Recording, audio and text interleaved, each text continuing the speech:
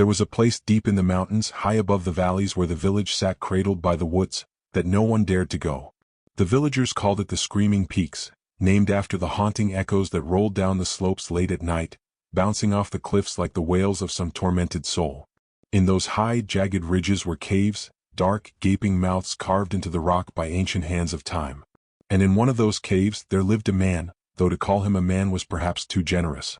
He had once been like any other villager, or so the old stories said. His name had been Marcus. He was tall, strong, a miner who knew the mountains better than anyone, a man who had carved his life from the rock itself. But something had happened to him in those caves, something dark, something that had changed him. No one knew the details, not exactly. Some said he had gone too deep into the mountain, where he found something that should have been left buried. Others whispered that he had been cursed by the mountain spirits, driven mad by the earth itself. Whatever the truth was, Marcus had returned from the caves one day different. He no longer spoke to the villagers, no longer looked anyone in the eye. His skin had taken on a pallor, his once clear blue eyes now dull and clouded, as though something else looked out from behind them. Soon after, he disappeared into the mountains entirely, vanishing into the labyrinth of caves where he had once made his living. That should have been the end of it. But it wasn't. The screaming started a few months later. At first, it was faint, carried on the wind from the peaks, so distant that the villagers thought it was an animal or the howl of the wind through the crags. But as the nights grew longer, the screams grew louder, more distinct. They were unmistakably human, filled with rage and agony. They echoed through the village like a nightmare come to life. "He's gone mad," the elders would mutter over their evening fires, shaking their heads. "Lost his mind to the mountain.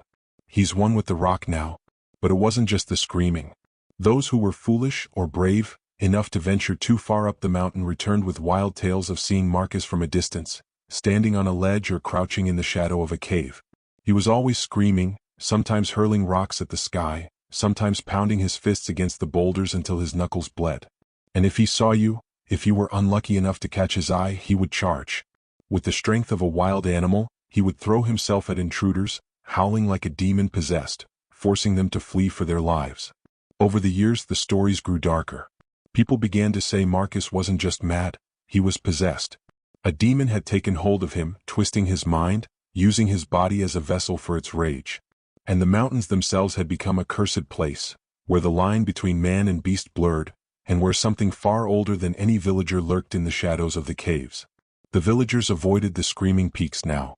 They told their children to stay away, warning them that Marcus would take them if they wandered too far. "He's not human anymore," they whispered. "The mountain has him." But then came the day a stranger arrived in the village. His name was Dr. Paul Adler, an anthropologist from the city, dressed in a long coat and carrying a thick leather satchel filled with books and notebooks. He had heard the stories of the mountains, of course, legends of the caves, of ancient rituals and forgotten peoples who had once lived there. What he hadn't heard, however, were the tales of Marcus, the madman of the peaks. Dr. Adler arrived one bright autumn afternoon, his arrival greeted with the typical curiosity reserved for outsiders.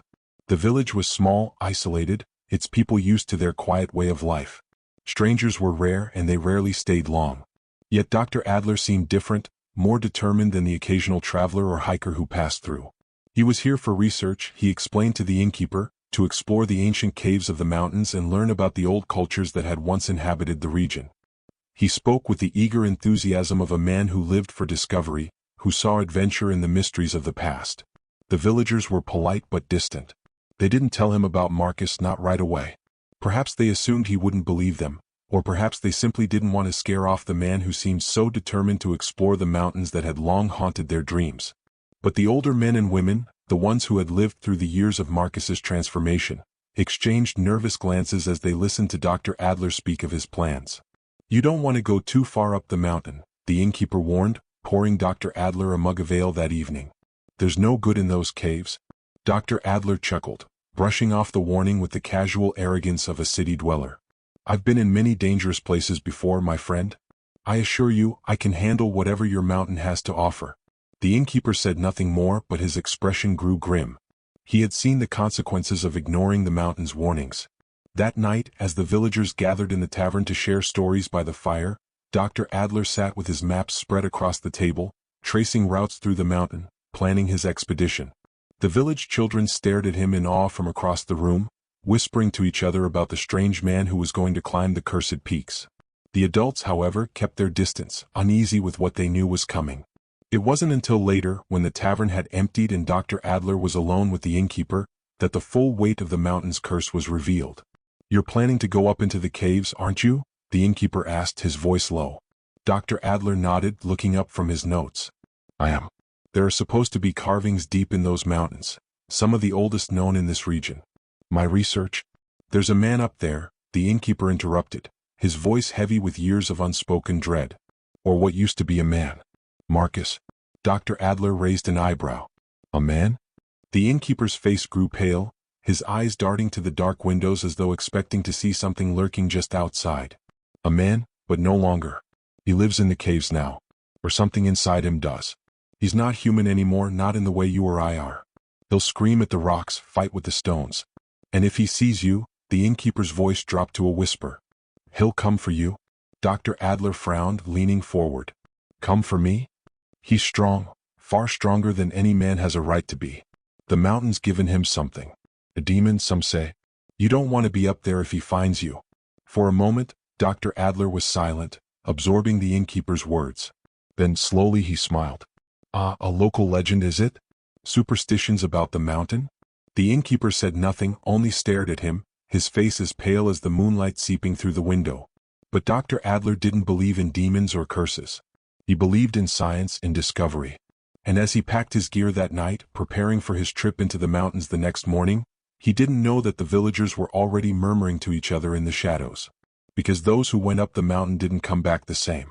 And some didn't come back at all.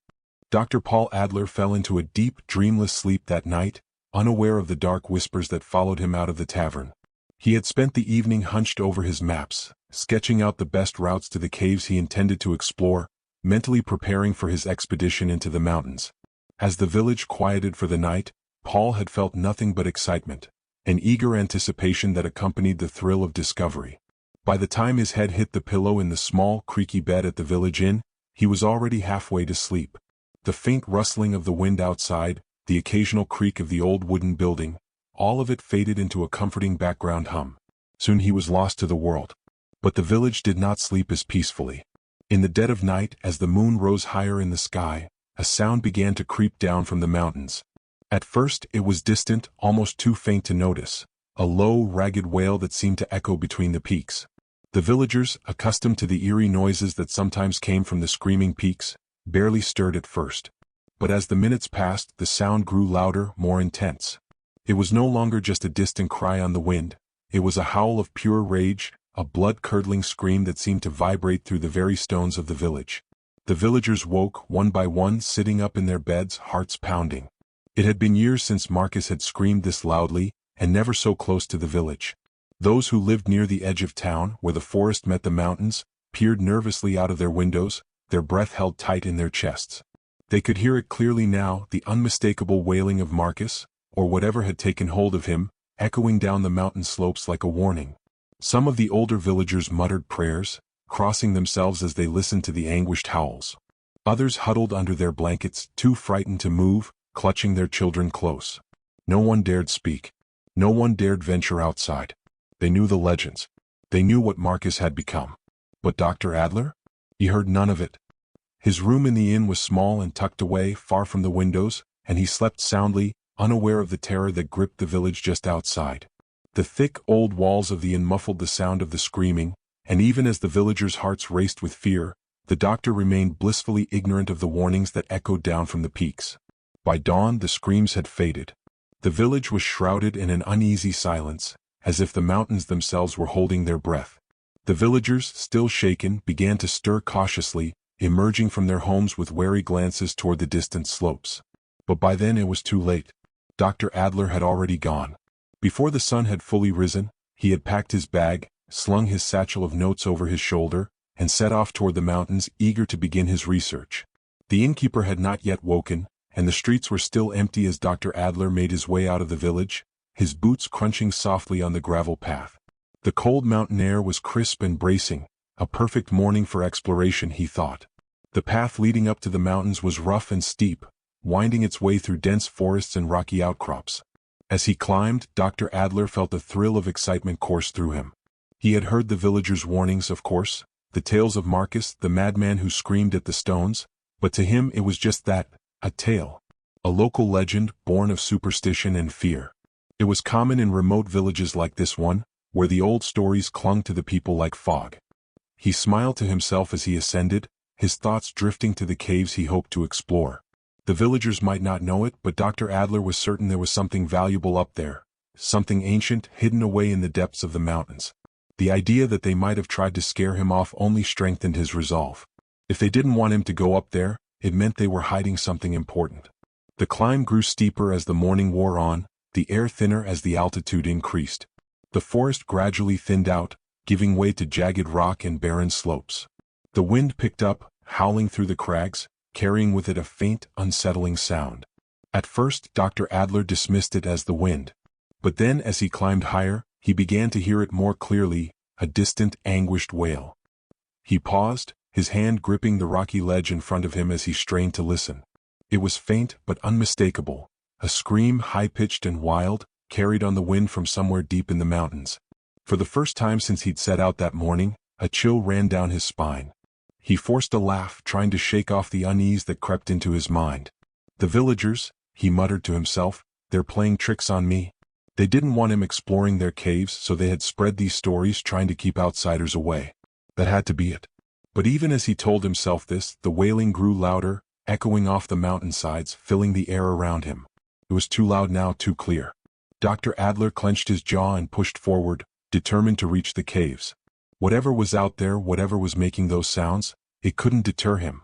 He had come too far to turn back now. As he rounded a bend in the trail, he saw it, the entrance to one of the caves yawning wide in the rock face before him. The mouth of the cave was dark and ominous, like a gaping wound in the mountain, and the wind seemed to swirl around it in a strange, unnatural way. Dr. Adler's heart pounded in his chest as he stepped closer, the hairs on the back of his neck standing on end. Suddenly the wailing stopped. The silence that followed was suffocating. Dr. Adler froze, his breath catching in his throat. The world seemed to hold its breath with him. And then, from the shadows of the cave, a figure emerged. Marcus. The sight of him made Dr. Adler's blood run cold. Marcus was taller than he had imagined, his body gaunt and twisted, his skin pale and stretched tight over his bones. His hair was matted, his clothes tattered and filthy, and his eyes were hollow, gleaming with a madness that sent a shiver of pure terror through the doctor's body. For a long moment, neither of them moved. Dr. Adler stood rooted to the spot, unable to tear his eyes away from the wild figure before him. Marcus stared at him, his lips curled back in a snarl, his breath coming in ragged, shallow gasps. There was something ancient in his eyes, something that went far beyond madness. Marcus. Dr. Adler whispered, though he wasn't sure why. The man in front of him was not someone who could be reasoned with. He wasn't sure this man was even human anymore. Marcus groaned, his body twitching violently. His eyes fixed on Dr. Adler, and for a brief moment, there was a flicker of recognition, an acknowledgement of another person. But then, as quickly as it had come, it was gone. Marcus screamed. It was a sound unlike anything Dr. Adler had ever heard, a primal, soul-piercing scream that seemed to shake the very ground beneath him. It was the sound of agony, of rage, of something inhuman and feral. The force of it knocked Dr. Adler backward, his knees buckling under him. Marcus's body convulsed, and with a sudden, violent motion, he collapsed to the ground, writhing as though something was tearing him apart from the inside. Dr. Adler scrambled to his feet, his heart pounding, his mind racing. He didn't know what was happening, but every instinct screamed at him to run, to get as far away from this place as possible. But before he could move, before he could turn to flee, he felt it. A cold, dark presence, like a hand reaching out from the shadows, gripped him. It wasn't physical, but he felt it all the same, pressing against his chest, seeping into his skin, his bones, his mind. His breath hitched in his throat as he stared down at Marcus, who was now lying motionless on the ground, his body twisted and broken. The screaming had stopped, but the silence that followed was far more terrifying. Dr. Adler felt something shift inside him, something enter him. His hands trembled as he pressed them to his chest, his heart thudding wildly beneath his fingertips. He could feel it, cold and dark, crawling through his veins like poison.